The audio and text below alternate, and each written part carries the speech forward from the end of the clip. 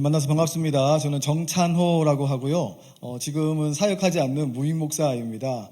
천안의 백석대학교회에서 제가 7년 사역하다가 좀 쉬기로 결정하고 지금 이제 사역하지 않은 기간이 지금 이제 6개월 다 돼가는데요. 사역하지 않으니까 좋습니다. 너무 좋고요.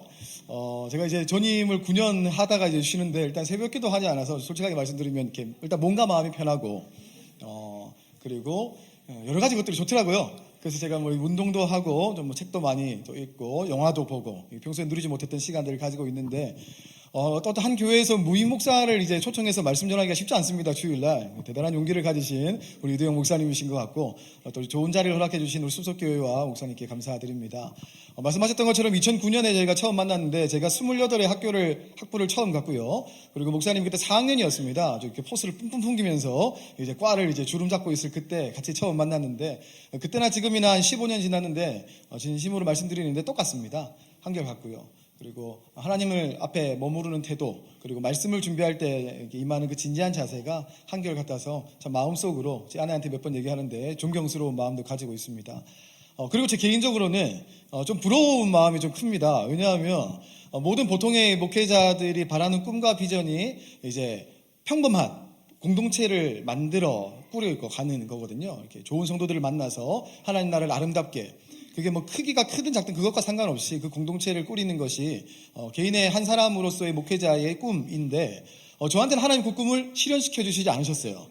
저는 계속 이제 올해 사역을 이제 쉬면서 단임 목회의 길을 이제 하나님 주시기를 계속 기도했는데 하나님 끝까지 이루어 주시지 않았고 저는 이제 부교육자로 부목사로 7월 달에 이제 홍콩에 있는 한인교회 부목사로 부임하게 되었습니다.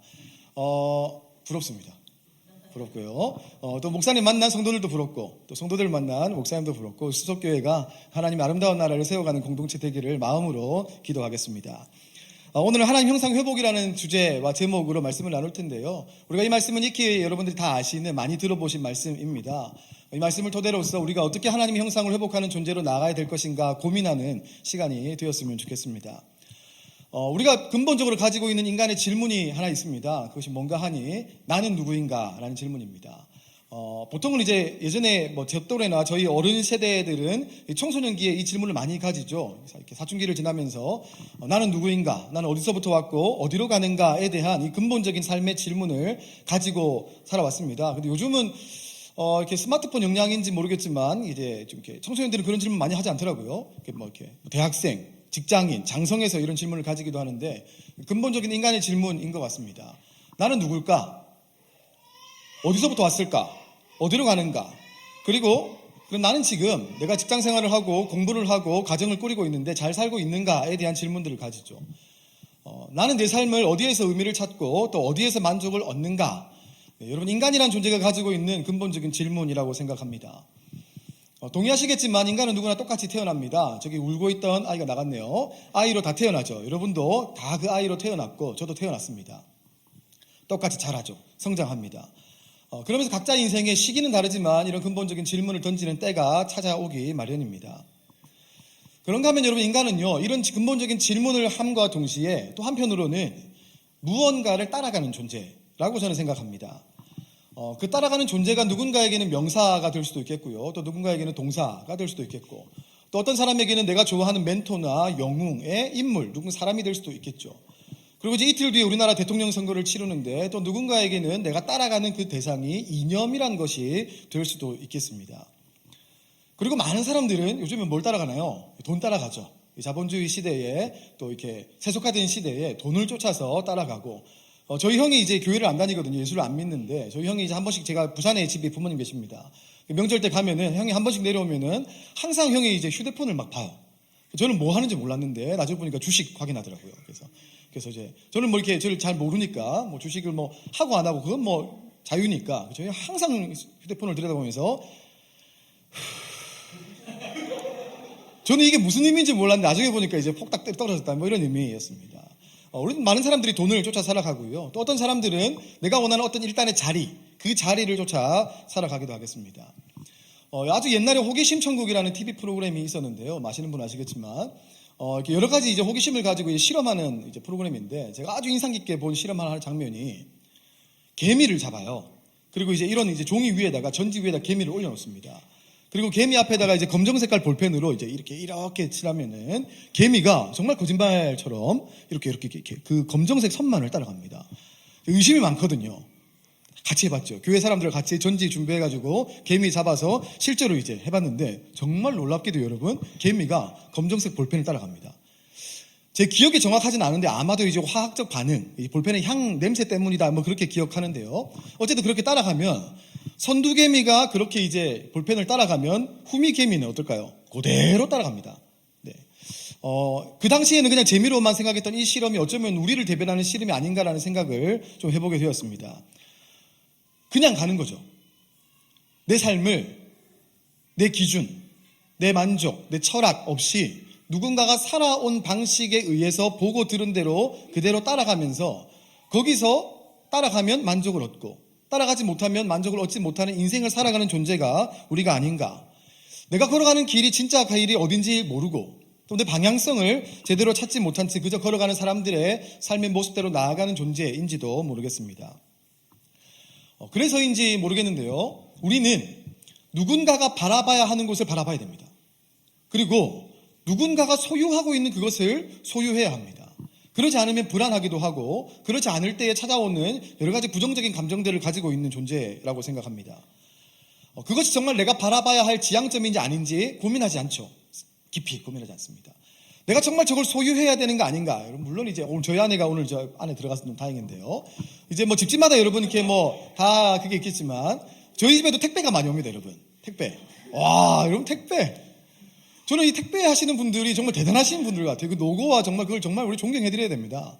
그러면 이제 어제도 한 3개, 4개? 4개, 5개? 온 것 같아요. 뭐 간장이 오고, 간장, 마트에서 사면 되거든요. 마트에서 사면 되는데 택배로 옵니다. 왜 이걸 택배로 하냐? 2,000원이 싸대요. 근데 쿠팡이라는 그 아주 대형 그 프로젝트 하시는 기업은 그 수수료를 배송비를 안 받는답니다. 그럼 2,000원? 아, 그래. 이렇게 또 말을 하면 또 이렇게 약간 또 공격적인 반응이 오니까 가만히 있지만 뭐 이렇게 간장이 오고 또 제 아들 한 명인데 아들 또 물건이 오면은 매일매일 이렇게 오죠. 그러다 어쩌다 한 번은 생필품 말고 야, 굳이 저게 필요한가?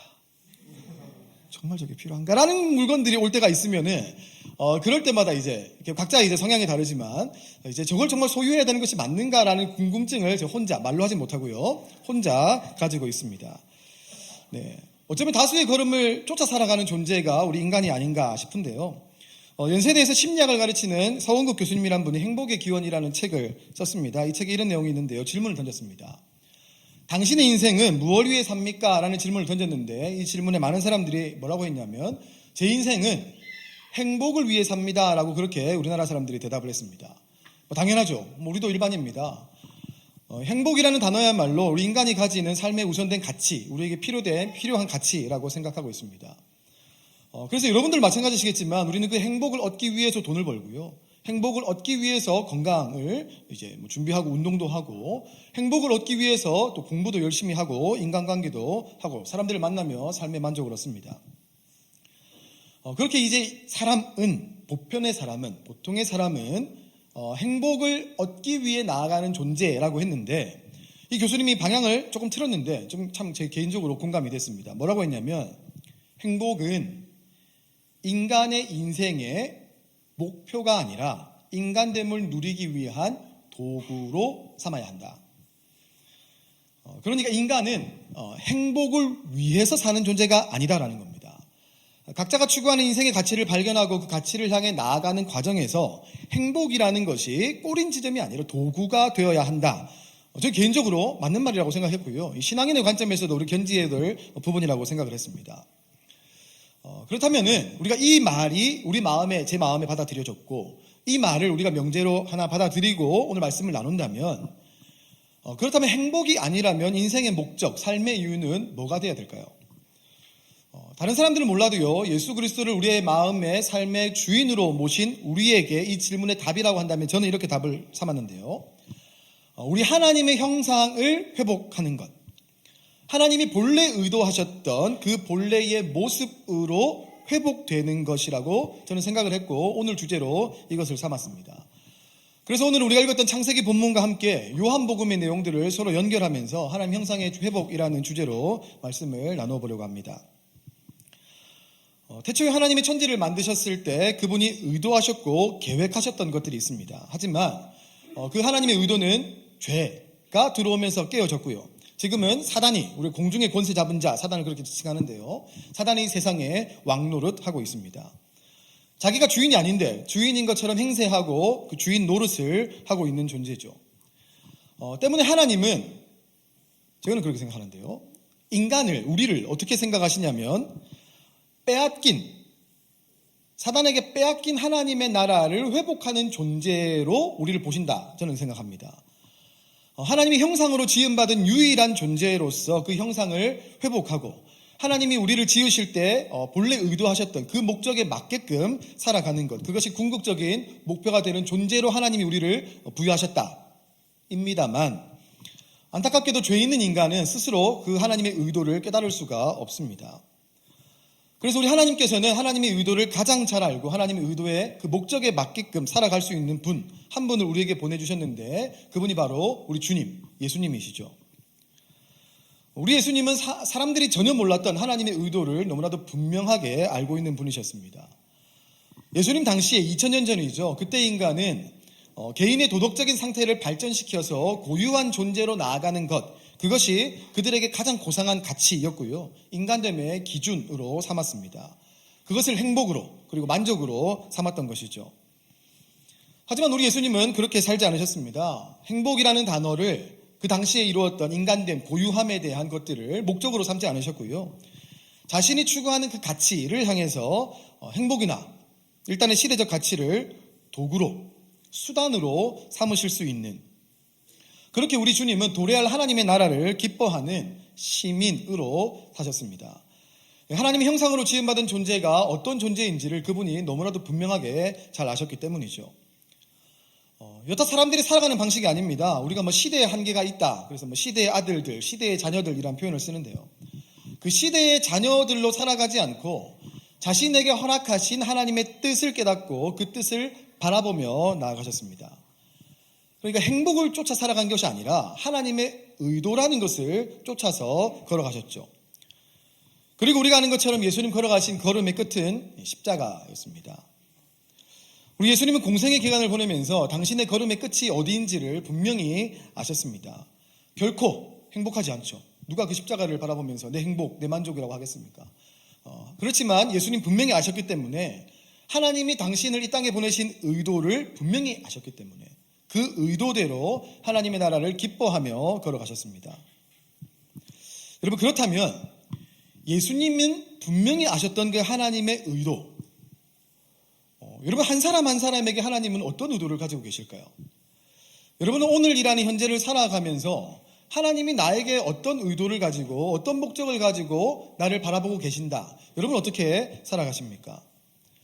하나님이 형상대로 나를 만들었다는데, 여러분, 하지만 다행인 것은 그 형상이라는 것이 우리가 보이는 이게 아니라는 거죠. 이렇게. 저는 항상 하나님께 감사하지만 감사하지 않은 유일한 게 키거든요. 키. 저는 그냥 늘 설교할 때마다 한 번씩 얘기하는데, 저희 형이 187입니다. 187. 참 웃기죠. 저희 어머니 아버지는 저보다 다 작으세요. 두 분 다 작으시고, 저희 형이 87. 저는 좀 그보다 좀 못하죠.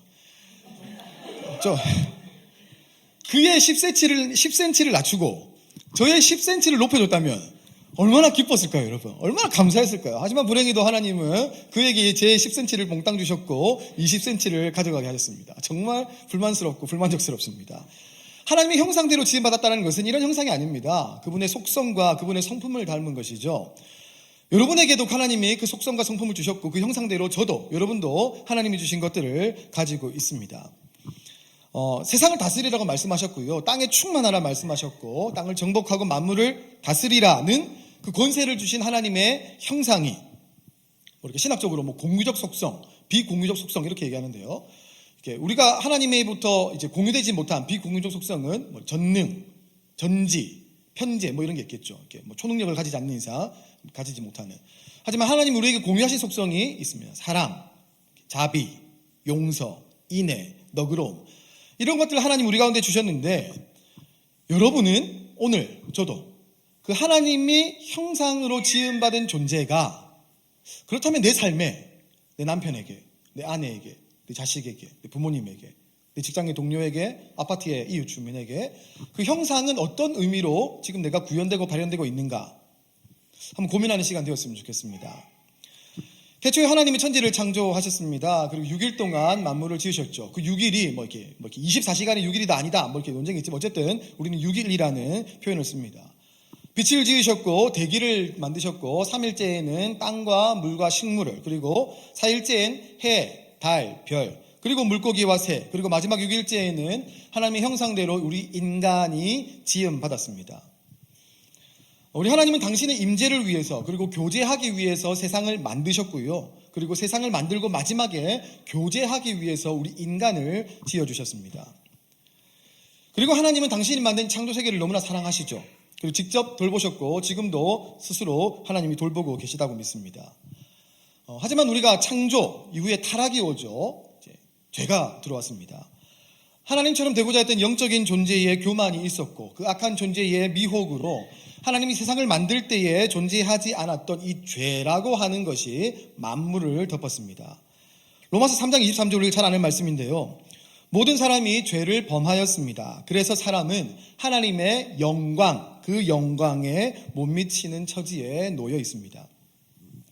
이 로마서 외침처럼 하나님의 영광에 참여하였던 인간은 태초에 하나님이 인간을 만드셨을 때 그분과 교제하고 대화하고 영광을 누렸던 그 인간은 더 이상 누구도 그 하나님의 영광에 이르지 못하게 되었습니다.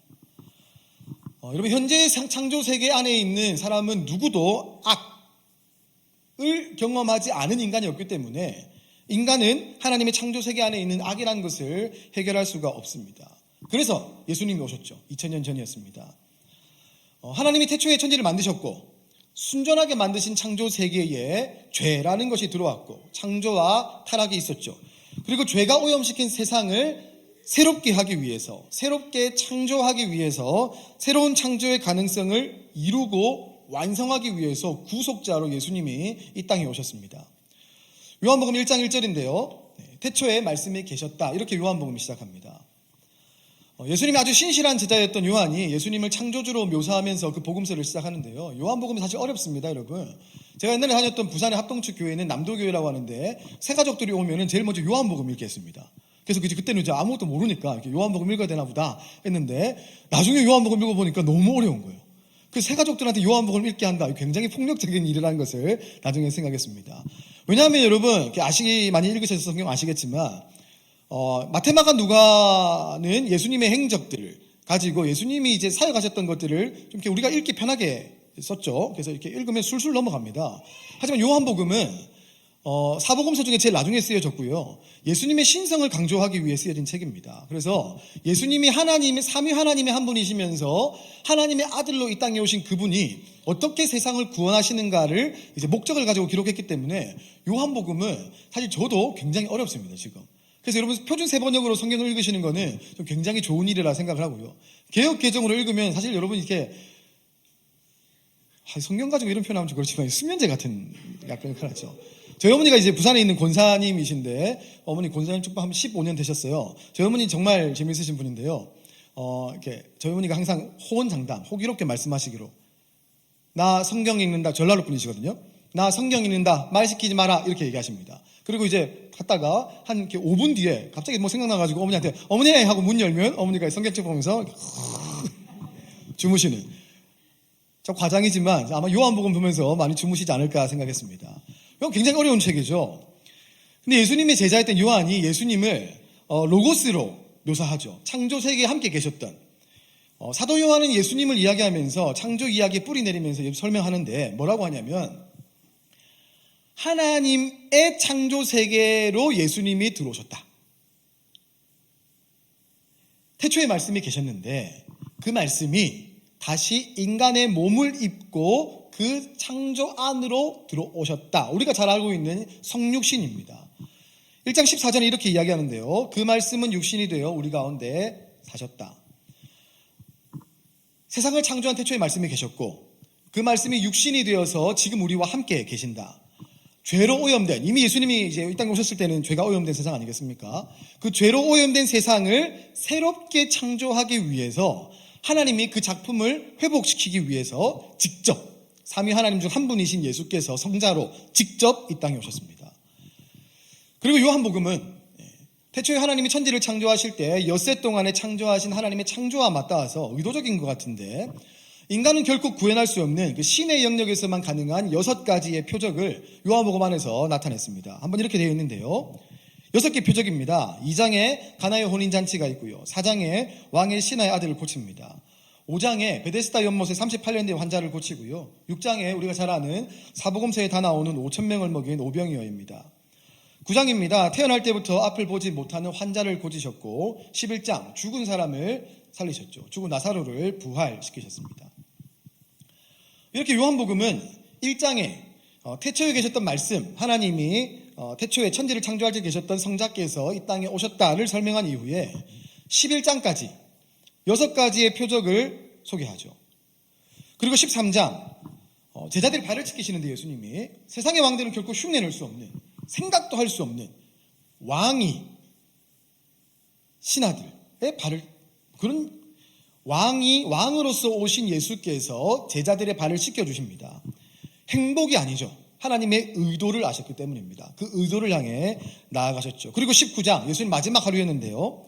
6월절이 예배일, 금요일입니다. 일주일 중에 6번째 날이죠. 일, 월, 화, 수, 목, 금 6번째 날에 예수님이 이제 고발당했고 빌라도 앞으로 끌려오셨고 십자가로 나아가셨습니다.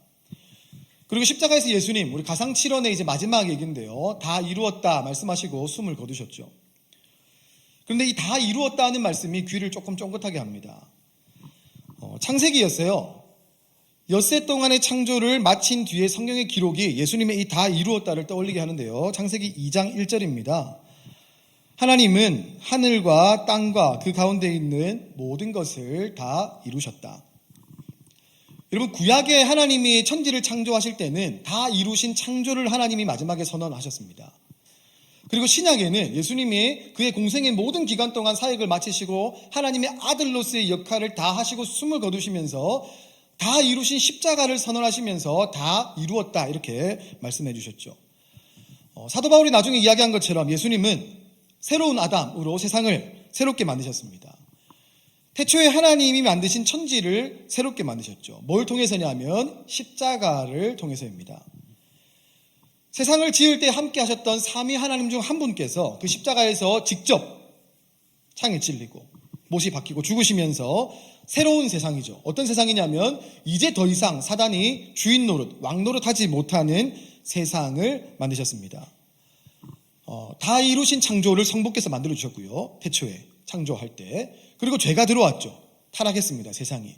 이 죄로 오염된 세상을 예수께서 다 이루신 구원의 십자가로서 완성해 주셨고 새롭게 만들어 주셨습니다.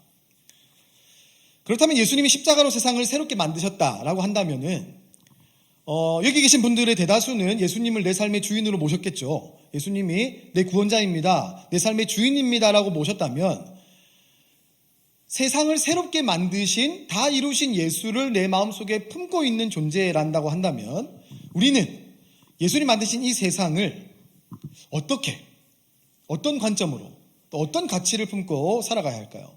오늘 2가지를 이야기하려고 하는데요. 하나는 행위적인, 하나는 내면적인. 첫 번째 행위적인 부분은 여러분들이 지금 참석하고 있듯이 예배입니다. 저는 예배에 대해서 좀 할 말이 좀 많긴 한데요. 예배는 단순히 우리가 은혜를 받고 은혜 얻는 시간이 아닙니다. 그것이 끝이 아니죠. 물론 찬양을 통해서 우리가 감동하고 감격하고요, 기도를 통해서 우리의 마음을 올려드리면서 우리의 마음을 다시 한번 다잡고, 또 주신 말씀 통해서 내 깨달음을 얻고 새롭게 되어지는 시간 맞습니다. 하지만 여러분, 우리 가운데 예배라는 단어를 떠올릴 때에 이 정도의 마음으로만 간직하고 있다면 저는 개인적으로 예배라는 단어를 다 이해하지 못하고 있는 것이라고 생각합니다. 사실 하나님을 바라보는 예배의 핵심은요, 포커스가 저는 중요하다고 생각하는데요. 포커스가 여러분에게, 나에게 맞추어져 있지 않다. 거기에 중요함이 있습니다. 하지만 조금 차갑게 이야기해서 우리가 드리는 예배는, 현실적으로 우리가 드리는 예배의 중심에는 누가 있냐면, 예배의 중심에는 내가 있습니다. 정찬호가 있는 거죠. 내가 예배를 드리면 뭐 해야 됩니까? 내가 은혜 받아야죠. 내가 감격을 누려야 됩니다.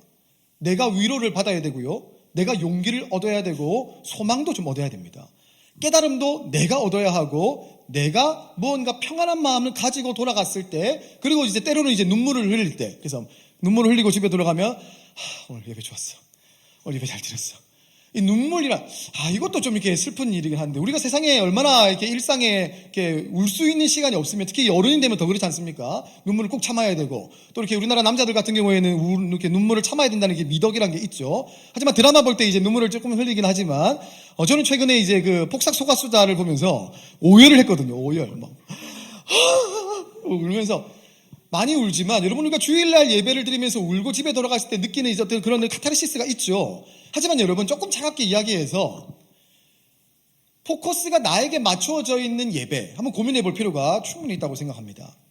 마치 세상이 이야기하는 행복의 방점이 행복이 목적, 삶의 목적인 것처럼 우리 예배의 목적은 내 만족, 내 기쁨, 내 희열이 아닌가.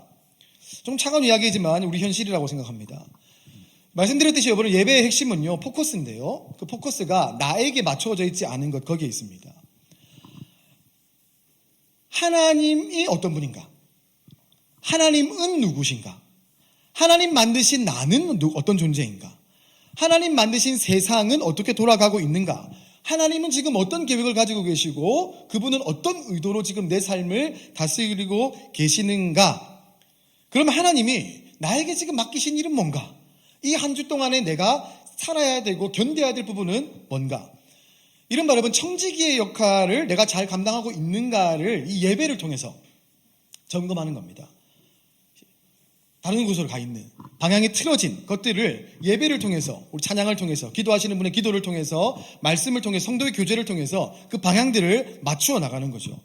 그리고 그 하나님의 형상대로 지음받은 존재의 역할을 내가 지금 구현해 나가고 있는가를 돌아보는 겁니다. 그리고 뭐 하냐면 기뻐하는 겁니다. 찬양하는 거죠. 즐거워하는 겁니다.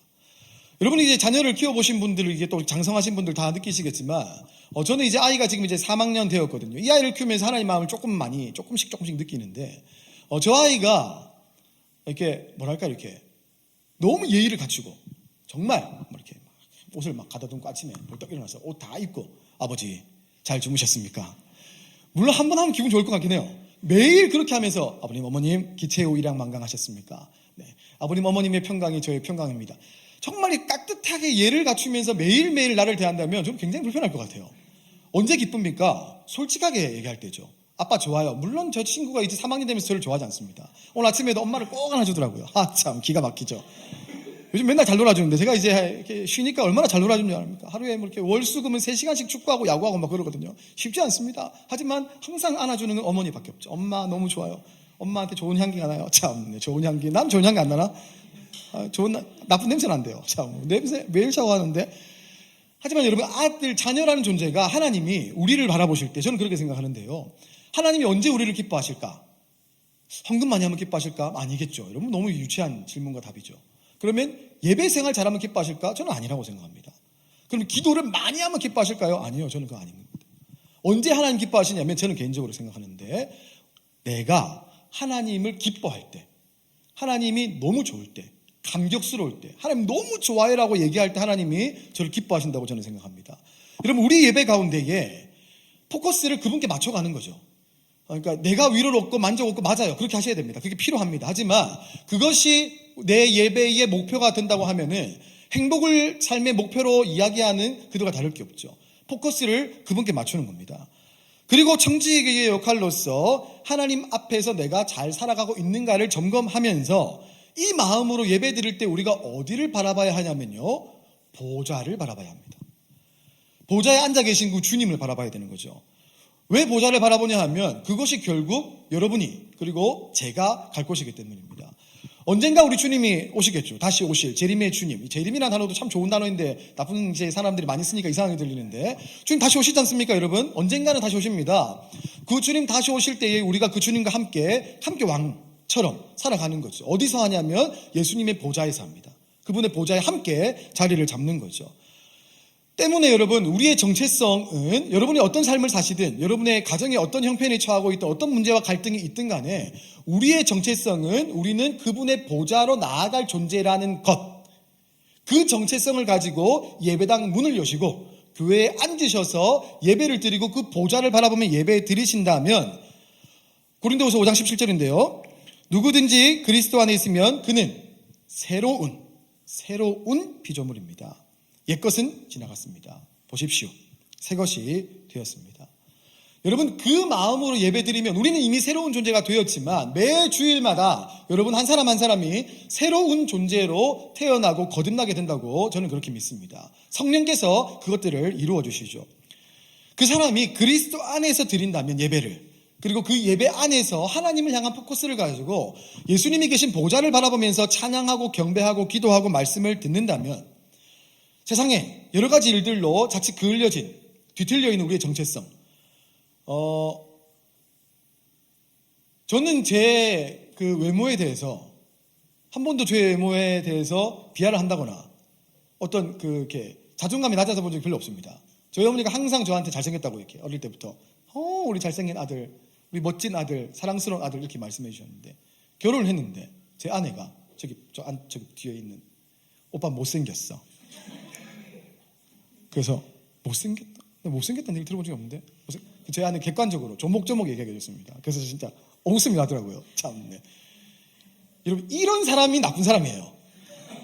이런 사람이 정체성을 뒤틀리게 하는 거 아닙니까? 그리고 여러분, 제가 웃자고 말씀드리지만 진심이 그렇게 얘기하고 있어요. 나중에 만나면 이렇게 그렇게 살지 마세요. 그러면 안 됩니다라고 한마디 얘기해주면 좋겠습니다.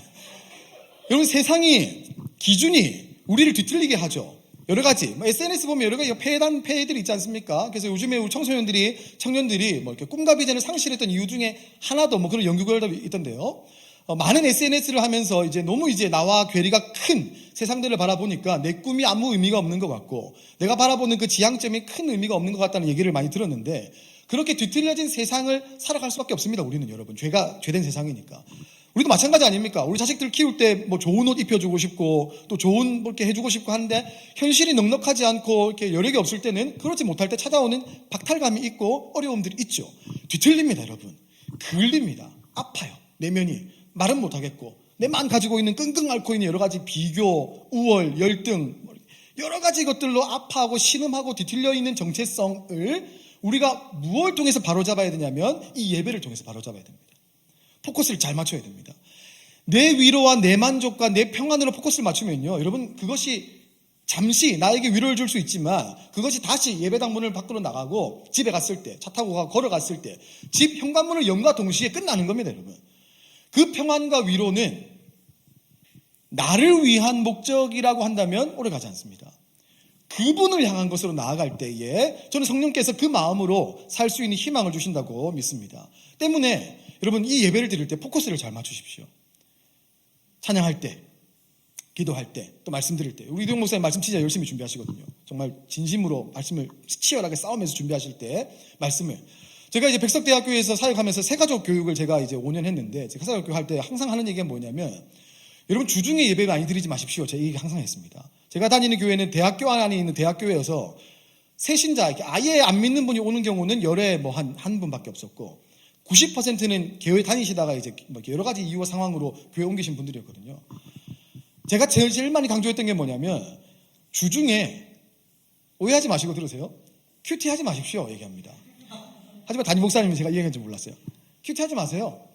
기도도 많이 하지 마시고 성경도 많이 보지 마시고 다른 이렇게 CTS 이렇게 CBS 이렇게 하고 이창수 목사님, 오정현 목사님 이렇게 유명한 목사님 많이 듣지 마세요. 정말 이렇게 얘기했습니다. 뭘 강조하고 싶었냐면, 하나님이 우리를 교제하기 위해서 만드셨다고 제가 아까 말씀드렸는데, 우리가 대화하고 싶다고 말씀드렸어요. 대화하고 싶고, 그리고 그분을 바라보면서 함께 교제하고 기뻐하고 대화하며 드리는 예배를 우리가 드리는 거 아닙니까? 주일날 일주일에 한번 모여서. 그러면 이 예배를 드리고 예배당 밖으로 나아갈 때에 제일 중요한 거는 저는 개인적으로 그렇게 생각하는데요, 열매입니다. 열매. 예배를 드리고 다음 한 주간 동안 다시 저 예배당 문을 열고 올 때까지 여러분들이 가정에서, 직장에서, 아파트 주민들과 함께, 여러 사람들과 함께 치열하게 싸우면서 지내고 하나를 담아야 될 게 뭐냐면 저는 열매라고 생각합니다. 그러면 매주일마다 숲속교회에서 이동욱 목사님 준비하시는 말씀을 듣고 여러분 한 단어 그냥 적어가는 거죠. 한 문장 적어가는 겁니다. 오늘 같은 경우에는 하나님 형상 회복 적어가는 거예요. 그리고 포스트잇으로 냉장고에나 붙여놓는 겁니다. 그리고 그 마음 가운데에서 내가 하나님의 형상으로 회복돼야 될 것들을 기억하고 한 주 동안 치열하게 싸우는 거예요. 예를 들어 주제가 사랑이다. 그럼 내가 사랑해야 될 사람을 향해서 정말 마음속으로 끊임없이 한 주간 동안 싸워야 됩니다. 월요일도 싸워야 되고 화요일도 싸워야 되고 목요일도 싸워야 됩니다. 그리고 어느 순간 토요일이 되어서 그 사람을 사랑하기로 마음을 먹고 작정하고 그 사람에게 연락을 해서 이렇게 내 잘못을 고백한다든지 내 마음을 이야기한다든지 하면은 저는 하나님이 너무 기뻐하실 거예요. 근데 여러분, 말씀드렸던 예를 들어 사랑이라는 주제로 말씀을 드렸지만 그 용서와 이렇게 품음과 용납에 대한 열매가 없더라도 여러분들이 한 주간 동안 그 마음을 가지고 치열하게 내면적으로 싸우는 그 싸움을 가지고 다음 주에 한 주 지나서 숲속교회 예배당 문을 열고 들어올 때에 저는 그 마음으로 예배당 오셨으면 좋겠는데 하나님 나왔습니다. 하나님 나왔어요. 나 한 주 동안 정말 치열하게 싸웠어요. 비록 내가 생각했던 그 사람 용서하지 못했지만 내가 그 사람에게 사과하지 못했지만 내가 그 사람에게 사랑의 말을 내뱉지 못했지만 하나님 나 정말로 열심히 한 주 동안 싸우고 왔어요 라고 제 예배당 문을 열고 이 자리에 앉아 기도하신다면 하나님 정말 기뻐하실 거라고 생각합니다. 그래서 여러분 좀 개인적인 생각이지만 한 주 동안에 열매를 맺기 위해서 싸우셨으면 좋겠습니다. 그 보좌를 바라보며 우리가 드렸던 예배를 드린다면은 그 기도의 한 문장, 찬양의 느낌 하나, 설교 드릴 때 여러 가지로 그냥 한 문장, 한 단어, 한 어휘를 가지고 한 주를 치열하게 싸워와서 신음하고 고통하면서 다음 주에 저 예배당 문을 여러분들이 6월 8일 날 여신다면 여러분들도 정말 기뻐할 것 같고요.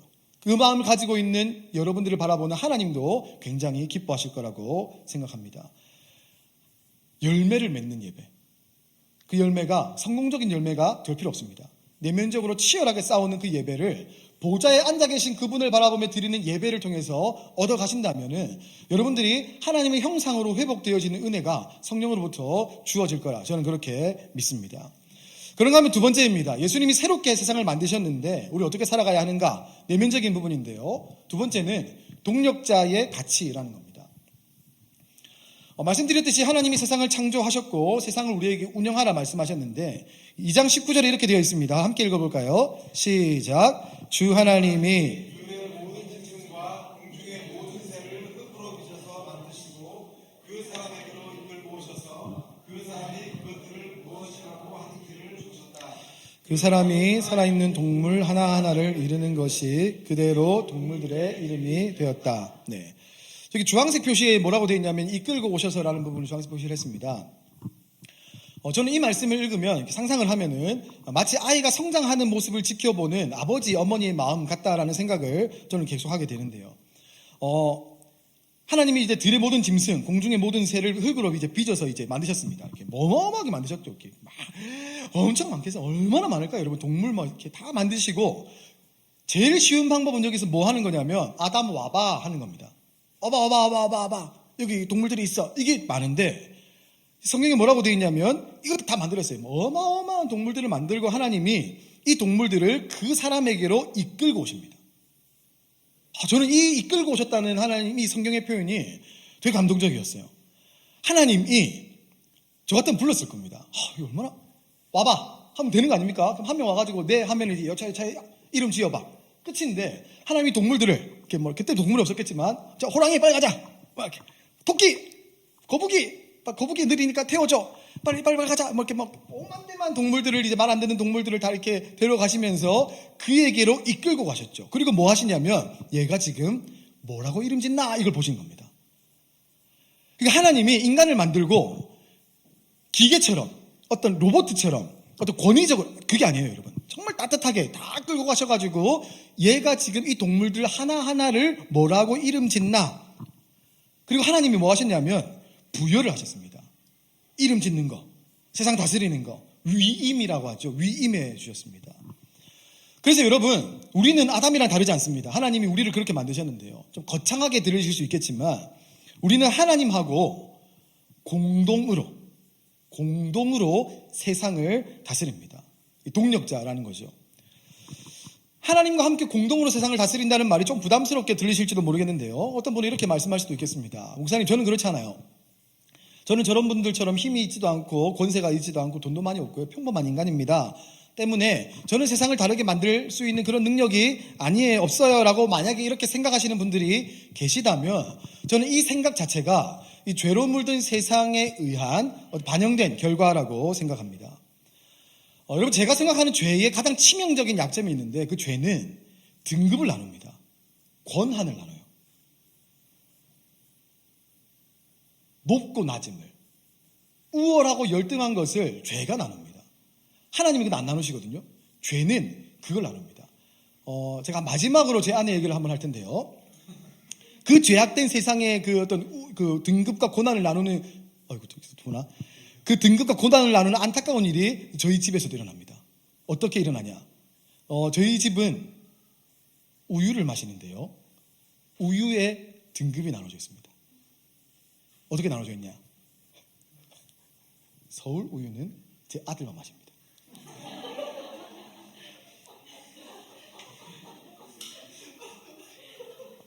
농담 아닙니다, 여러분. 정말 진심입니다. 서울 우유는 제 아들만 마십니다. 그럼 저는 뭐 마시냐? 맛있는 우유 GT. 그 다음에 이제 마트에서 이렇게 묶음을 파는 거 있잖아요. 이렇게 2개짜리 이렇게 세트로 된 거. 마십니다. 그럼 이게 다 떨어지고 제가 서울 우유를 마시면 한번 째려보죠. 죄의 영향이 저희 집에 고스란히 남겨져 있습니다. 달걀도요, 난각번호 1번 달걀. 한 개 800원, 900원 하더라고요. 참, 달걀 엄청 비싸죠? 저는 먹지 못합니다.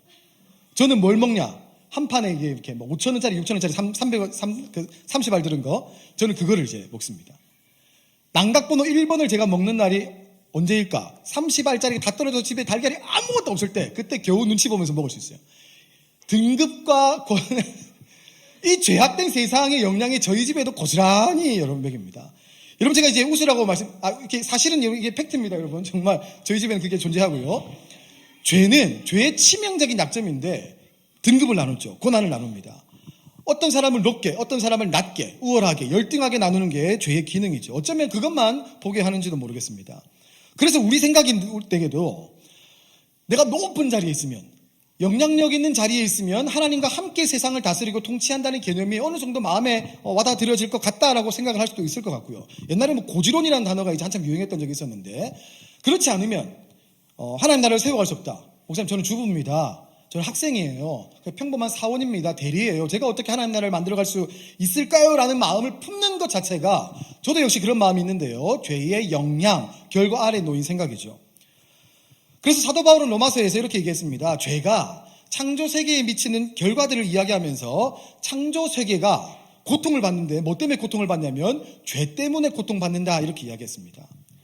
그래서 오늘 우리는 이 주일 예배를 통해서 뭘 회복해야 하냐면 가치를 회복해야 됩니다. 내가 하나님과 동력하고 있는 동력자라는 가치를 회복해야 되는 거죠. 하나님은 우리를 보시면서 성과가 있냐? 능력이 얼마 있냐? 또 통장에 잔고가 얼마 있냐? 집에 평수가 어디냐? 사는 동네가 어디냐? 그것으로 우리를 너 동력할 수 있겠다 없겠다 전혀 그렇게 생각하지 않으십니다. 뭘로 생각하시냐면 존재만으로 생각하시죠. 예수 그리스도가 그 마음에 있는 존재만으로 하나님의 나의 동력자는 너야, 나의 동력자는 너야 라고 하나님 이렇게 말씀해 주십니다. 우리 주님은 관심 있는 옷, 걸치는 옷 관심 없습니다. 그가 앉는 자리의 직함 전혀 관심 없고요. 소유가 얼마냐 전혀 관심 없습니다. 우리 하나님에게 동력자 되는 것은 그것들과 아무런 관련이 없습니다. 하나님 동력자는 세상을 새롭게 하신, 죄로 물든 세상을 다시 한번 창조하신 예수 그리스도의 십자가, 그 십자가의 대속 아래 있는가 아닌가 오로지 그것으로만 관련이 있습니다. 그 예수 그리스도의 십자가로 주님이 내 삶에 거하셔서 주님을 주인 삼고 사는 사람, 그 사람이 세상을 다스리고요, 하나님과 함께 세상을 만들어가는 하나님의 동력자가 됩니다. 하지만 여러분 지금 느끼고 계시겠지만 이 역할은 단순히 내가 마음 먹는다고 결심했어, 그래서 오늘부터 내가 하나님과 동력자야, 그래 한번 해보자, 이렇다고 되는 문제가 아닙니다. 그래서 우리가 뭘 회복해야 되냐면 하나님이 형상으로 지음받은 존재라는 가치를 회복해야 되죠. 그분과 나는 한 몸이다. 그분이 나를 만드셨고 나에게 권한을 부여주셨다. 그리고 정말 중요한 건데요, 하나님이 우리를 교제하기 위해서 만드셨다면 우리는 뭐 해야 되냐면 그분과 교제를 해야 됩니다. 정말 쉽지 않죠. 우리가 주일날 왔을 때 제일 중요한 것은 그분과 교제하는 겁니다. 그분이 저 육성적으로 이렇게 말씀해 주십니까? 찬호야, 오늘 내가 너와 함께한다. 네가 오늘 집에 가면 너는 남각번호 1번 달걀을 먹을 수 있을 것이다. 너는 소요리를 먹을 자격이 있다. 이렇게 육성으로 말씀하시지 않습니다. 하지만 우리가 찬양하고 기도하고 말씀 듣고 또 성도들과 대화하고 차 마시면서 그분의 사랑을 느끼죠. 그분이 허락하시는 은혜를 그분으로부터 공급받는 겁니다. 그리고 우리가 억눌려 있고 답답하지만 그분 안에서의 참 자유를 느끼는 거고요. 그분 안에서의 진정한 기쁨이라는 것을 우리가 경험하는 거죠. 그럴 때 우리가 뭐 하냐면 행복을 목적으로 삼는 세상의 구성원으로부터 탈출할 수 있습니다. 하나님 만드신 그 행복이라는 것을 우리의 목적 삼지 않고 도구로 삼는 세상의 아주 아름답고 건강한 구성원으로 살아갈 수 있는 거죠. 우리 하나님 안에서 그리스도와 함께 그 관계를 형성하고 또 그 안에서 아름답게 연합할 때 그때야 우리는 비로소 성전이라 그러죠. 성령이 내 안에, 예수 그리스도께서 내 안에 거하시는 그 하나님의 임재의 장소로서의 역할을 감당할 수 있습니다. 그리고 그 관계 속에 살아갈 때 우리는 그때야 비로소 일을 하든지 설거지를 하든지 자녀의 옷을 다리든지 직장 생활을 하며 월급을 벌든지 누구를 만나든지 사람을 고치든지 누구를 대하든지 여행을 가든지 음식을 만들든지 뭘 하든지 우리가 하는 그 일이 그 마음으로 그 가치를 품고 할 때에 하나님의 사역 속으로 들어가서 그분의 나라를 세워가는 일을 할 수 있는 거죠. 그래서 여러분이 하는 일이 보잘것없는 일 그런 거 없습니다. 어떤 가치를 품고 있느냐에 따라서 우리가 볼 때 대단한 일이 보잘것없는 일이 될 수도 있고요. 우리가 볼 때 보잘것없는 일이 대단하고 아름다운 일이 될 수 있습니다. 오늘 여러분은 무엇을 삶의 목적을 두고 살아가고 계십니까? 여러분은 무엇을 향해 걸어가고 잘 때 뭐 생각하면서 주무시나요? 무엇을 위해서 부지런히 나아가고 또 무엇을 위해 삶을 살아가고 있습니까? 고군분투를 하고 있습니까? 오늘 주일 이후 오전에 우리가 다시 한번 우리 정체성을 확인했으면 좋겠습니다. 여러분, 세상이 여러분을 무엇라 하든 주변 사람들이 여러분을 무엇라 하든 사람들이 나를 어떤 존재라고 규명하든 내 명함이 어떻든 내 이력이 어떻든 내가 사는 집의 장소의 규모와 내가 타는 차의 크기가 어떻든 그것이 누구라 나를 규명하든지 아무 상관이 없는 하나님의 형상대로 지음받은 존재, 예수 그리스도의 십자가로 새롭게 된 존재. 그래서 나의 삶의 영역에서 우리 하나님 나라를 세워가며 예배하며 경배하는, 그리고 그 보좌를 바라보면서 한 주 동안 치열하게 열매를 맺기 위해 하나님 앞에서 씨름하는 존재. 그리고 그런 나를 우리 하나님은 뭐라고 부르시나요? 자녀라고 불러주시죠. 동력자라고 불러주십니다. 그렇게 행복이 아닌 청지기의 삶을 목표로 삼고 예배하며 나아가는 그런 존재. 그래서 나에게 부가 허락되지 않지만, 나에게 건강이 허락되지 않지만, 나에게 어떤 평안이 허락되지 않지만 내가 그분을 믿는 그 믿음을 내 명예로 삼고 자부심으로 긍지로 삼고 하나님 나의 주인이 맞습니다. 내게 주어진 것 없지만, 내게 형통한 것 하나 없지만, 내게 여전히 갈등이 있고 오해가 있고 아픔이 있고 절망이 있지만 나는 그럼에도 불구하고 나를 살린 예수 그리스도를 말미암아 하나님을 기뻐합니다 라고 그렇게 나아가는, 하나님의 형상으로 회복되는, 그렇게 한 사람 한 사람으로 살아가는 우리 모두가 되시기를 우리 주님의 이름으로 소망합니다. 우리 마음을 함께 찬양했으면 좋겠는데요. 우리 함께 불렀던 나의 하나님이란 찬양 함께 불렀으면 좋겠습니다. 이 찬양 가사가 처음에 이렇게 돼 있죠. 저는 맨 처음에 이 찬양 부를 때 좀 오그라들었습니다. 좀 이렇게 낯간지럽더라고요. 나의 사랑, 너는 어여쁘고 참 귀하다. 이렇게 제가 이제 부산에서 오래 살아가지고 약간 이렇게 소박한 그런 면이 있는데, 어여쁘다라는 표현이 저한테 좀 되게 뭔가 좀 낯간지러웠습니다. 그런데 이게 바꿔보니까 제가 제 아들을 볼 때 얘가 어여쁘거든요. 너무 예쁘죠. 얘는 날 싫어하지만, 얘는 나한테 냄새난다 그러지만 너무 사랑스럽고, 오늘 아침에도 일어났는데 얘가 나한테는 다가오지 않았어요. 도박머리 해가지고 엄마한테 안겼지만 얘를 보면 너무 어여쁘다는 표현이 맞습니다. 그런데 여러분, 그 하나님이 우리를 그 어여쁨으로 봐주신답니다. 그리고 그 하나님이 우리를 너무나도 예쁘게 귀하게 봐주신답니다. 여러분, 뒤틀리고 그을려진 여러분의 정체성이 오늘 찬양하고 기도하면서 회복되었으면 좋겠습니다. 여러분, 찬양하시면서 우리 하나님 앞에 나가겠습니다. 나의 사랑, 나의 사랑, 너는 어여쁘고 참 귀하다. 너는 어여쁘고 참 귀하다. 어느 진실입니다. 보석보다 귀하다. 보석보다 귀하다. 내가 사랑스럽지 않을 때 너를 온전히 사랑하고 너와 함께하려 내가 우리와 함께 하려고 오신 주님을 찬양합니다. 2절입니다. 주의 사랑 이 사랑은 결코 변치 않아 모든 계절 돌보시네 푸른 마르고 꽃은 시드나 주의 말씀은 신실해 실수가 없으신 주만 바라 그 주님 바라봅니다. 그 보좌를 바라봅니다. 주님의 나라와 뜻이 나의 삶 속에 임하시며 주님 알기를 주만 보기를 소망해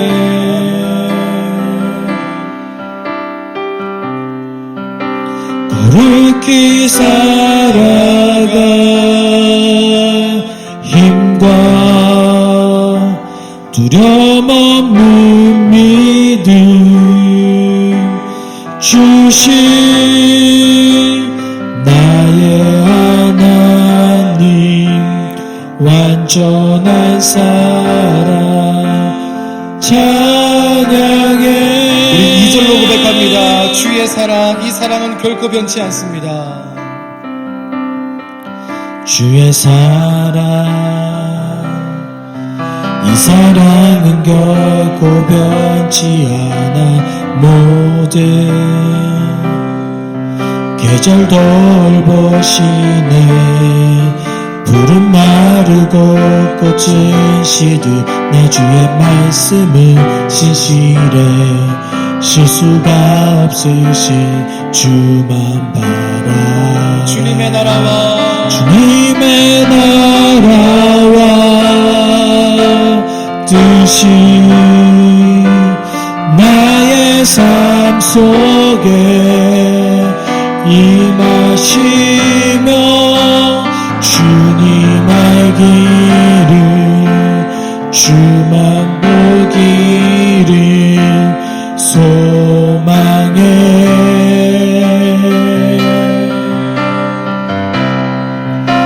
거룩히 살아갈 힘과 두려움 없는 믿음 주신 나의 하나님 완전한 사랑 찬양해 주님의 마음을 높입니다. 찬양하리 만군의 주 영원히 함께하시네 존귀하신 사랑의 왕 영원히 또 지하시네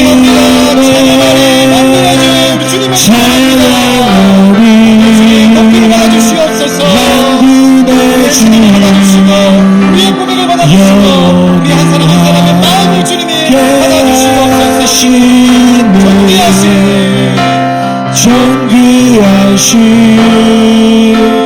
사랑의 왕 영원히 또 지하시네 주님의 나라와 뜻이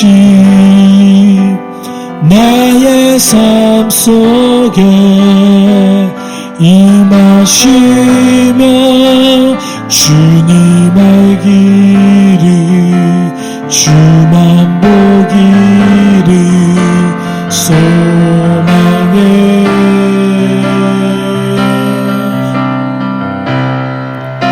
거룩히 살아가 힘과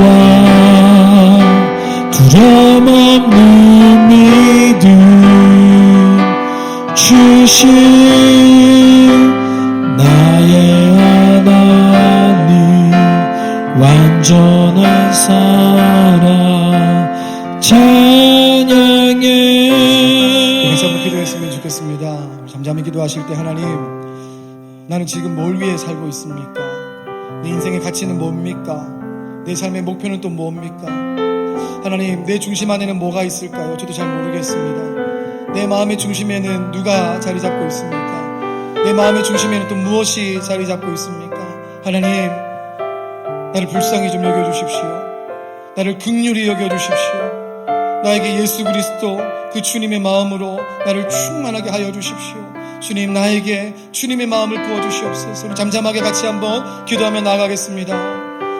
주님, 나는 무엇을 향해 달려가고 있습니까? 내 인생의 목적은 뭡니까? 내 인생은 무엇이 내 가치로 휩싸이고 있습니까? 내가 주인된 인생을 아버지 그렇게 살아가며 우월과 열등을 반복하고 비교와 소조를 반복하며 그렇게 살아가는 나를 불쌍히 여겨주시옵소서. 이 세상에 오염된 가치로 내 정체성을 무너뜨리는 여러 가지 것들은 뒤틀려있고 그을려진 나를 주님 불쌍히 여겨주시고 긍휼히 여겨주시고, 우리 하나님 나를 만드실 때 하나님 분명히 가지고 있는 그 목적과 의도를 내가 알지 못한 채 살아가고 있는 하나님, 그렇게 나를 자학하고 나를 비관하고 나를 병들게 하고 스스로를 아프게 하는 하나님 그 마음을 가지고 살아가는 주님, 나를 불쌍히 여겨주시고 주님 앞에 온전히 나아갑니다. 주님 긍휼히 여기시는 주님의 마음으로 나아갈 수 있도록 하나님 아버지 도와주시옵소서.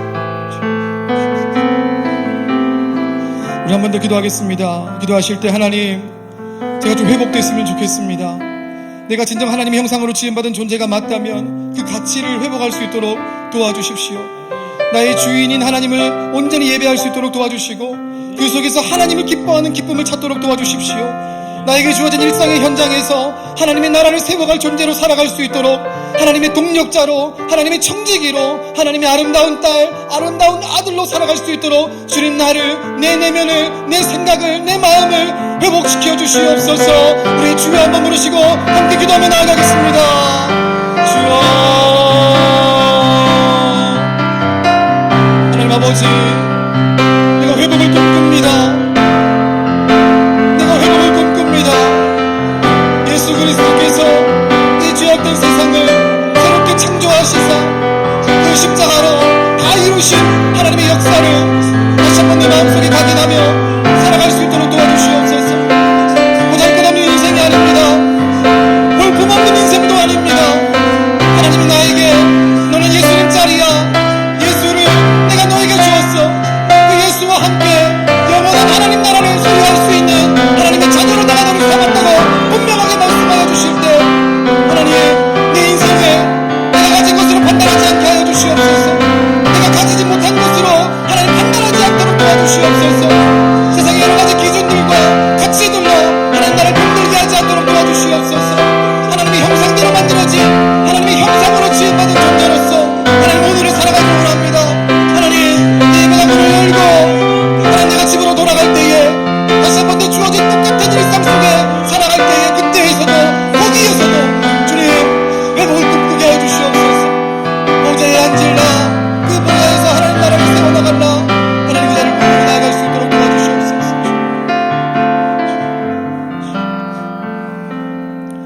살아계신 하나님 아버지, 우리 숲속교회에 우리 주님의 자녀들, 하나님의 형상으로 지음받은 존재들입니다. 예수 그리스도께서 십자가에서 모든 것들을 다 이루시고 죄악된 세상을 새롭게 창조하셨을 때 그 창조 안에 들어간 존재들이 바로 이분들입니다.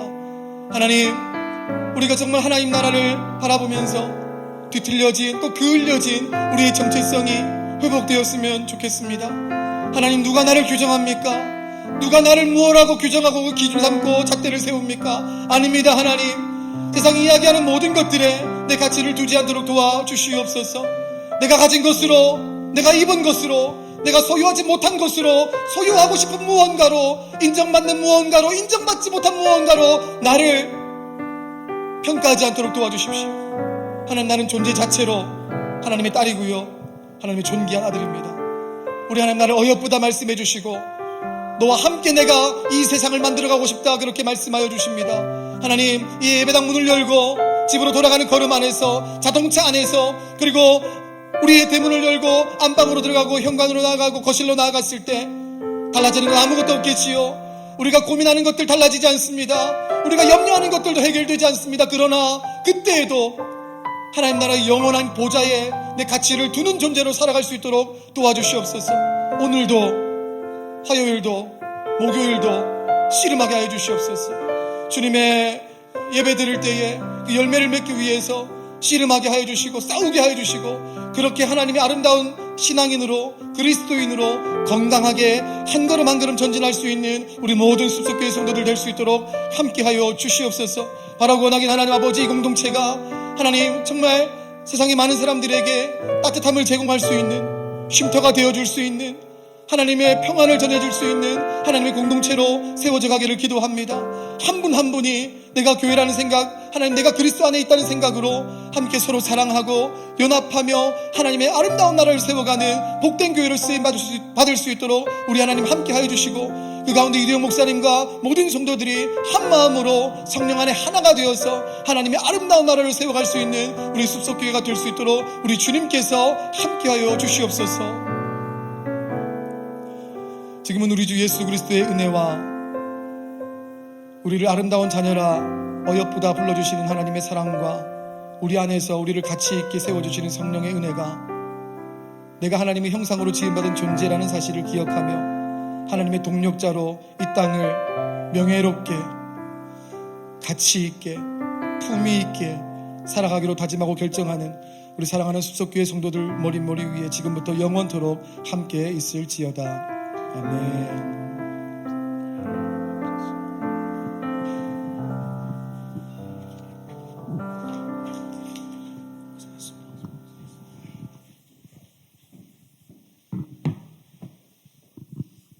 네.